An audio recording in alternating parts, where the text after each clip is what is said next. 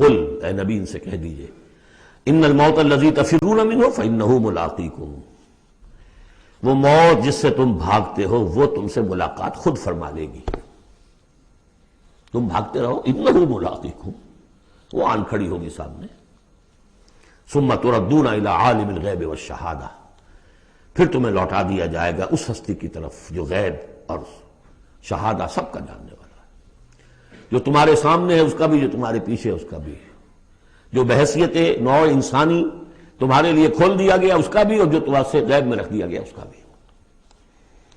فَيُنَبِّئُكُم بِمَا كُنتُمْ تَعْمَلُونَ، پھر وہ تمہیں جتلا دے گا جو کچھ تم کرتے رہے تھے.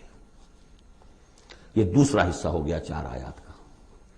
گویا کہ جو کتاب محمد رسول اللہ دے کر گئے ہیں، قد ترکتم، اور جس کے لیے حکم دے کر گئے تھے کہ اب تمہارے ذمے ہے، میرے کندھے پر سے یہ بوجھ اتر کر تمہارے کندھوں پر آ گیا ہے. الا هل بلغت انا نشهد انك قد بلغت واديت ونصحت، انا نشهد انك قد بلغت الرسالة واديت الامانة وكشفت الغمة. یہ تو گواہیاں لی ہیں. اس کے بعد اللہم اشہد، اللہم اشہد، اللہ تو بھی گواہ رہے، یہ مان رہے ہیں. اور پھر فَلْيُبَلِّغِ الشَّاهِدُ الْغَائِبَ،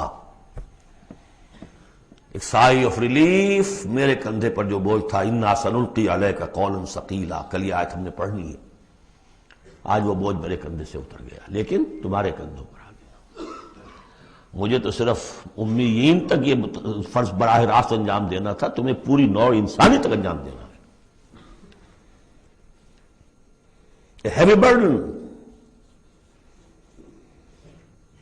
اس کے لیے یہ ہے دوسرا حصہ 4 آیات کا.